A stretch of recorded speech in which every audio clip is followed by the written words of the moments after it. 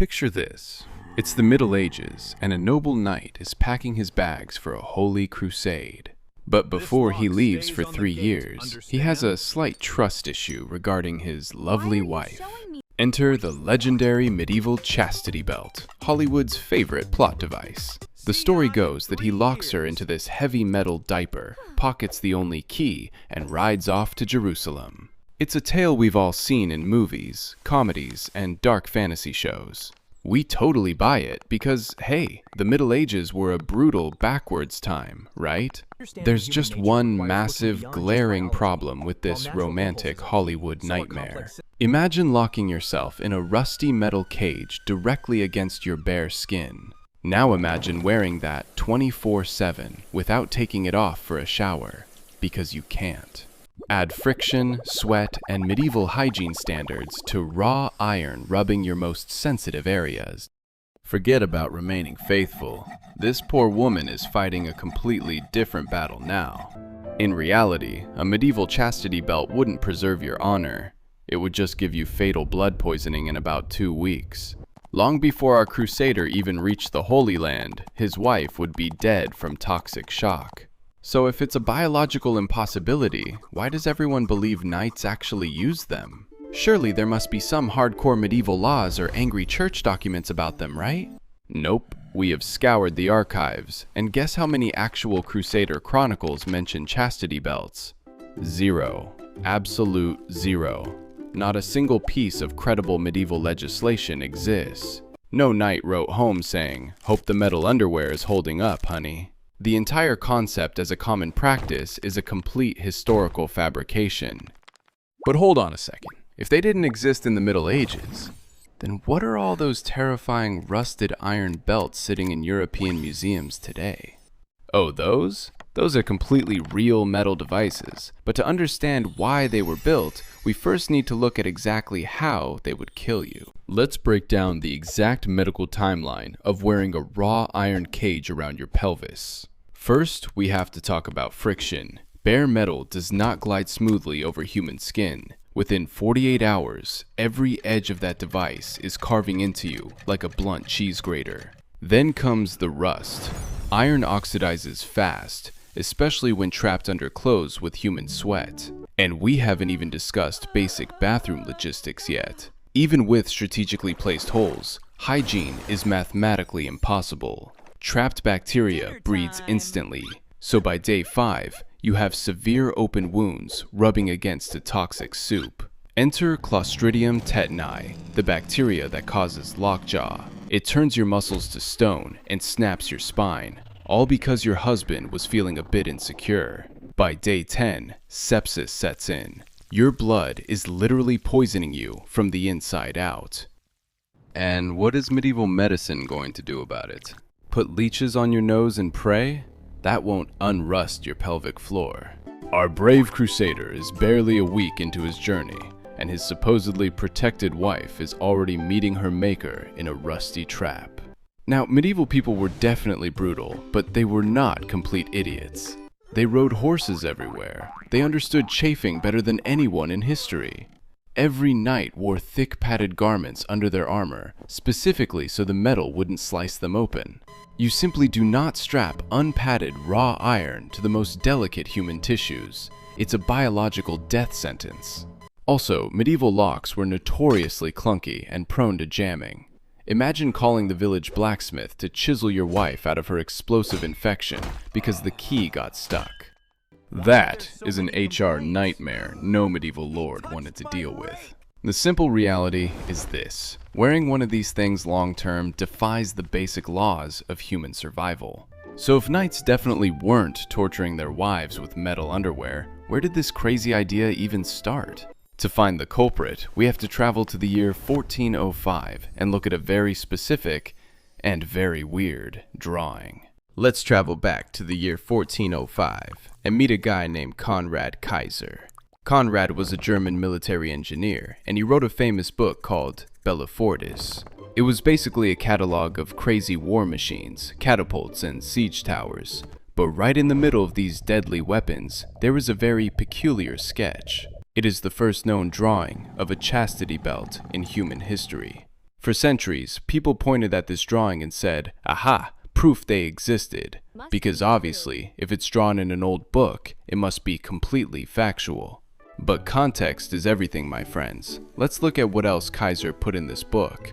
Just a few pages away from the chastity belt, Conrad drew magic invisibility rings. He also included literal spells for summoning demons.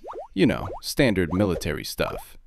Oh, and there's a design for a medieval scuba suit and Alexander the Great holding a rocket. So, was Conrad Kaiser writing a factual engineering manual? No. Bellifortis was the 15th century equivalent of a late-night sci-fi magazine. He drew fantastical, impossible things to entertain wealthy lords and get funding. The chastity belt drawing wasn't a blueprint, it was a joke. Specifically, it was a satirical jab at the women of Florence, Italy. Kaiser added a sarcastic poem calling it a heavy iron lock for Florentine ladies. It was a 15th century meme. It was meant to make his drinking buddies laugh. Nobody, absolutely nobody, was supposed to go to a blacksmith and actually forge the damn thing. Imagine if historians 600 years from now found a Batman comic book. And they concluded that 21st century billionaires fought crime in rubber bat suits. That is exactly what happened with the Bellifortis manuscript. That is exactly what happened with the Bellifortis manuscript. The joke flew completely over people's heads centuries later. And this ancient meme eventually birthed a multi-million-dollar scam in the Victorian era. Fast forward to the 18th and 19th centuries, an era obsessed with Gothic romance and horror. Rich Victorians started traveling across Europe, inventing the modern concept of dark tourism. They wanted to visit spooky medieval castles and see horrifying torture devices. But castle owners had a major supply chain issue.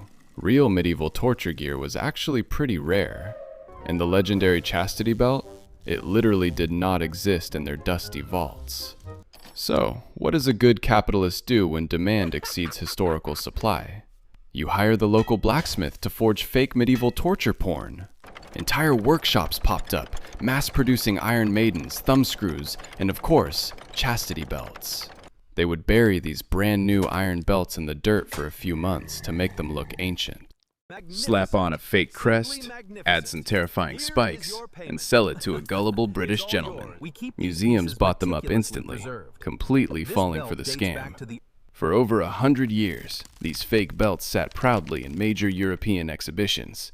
Visitors stared at them, horrified, cementing the myth of the brutal, wife-locking knight.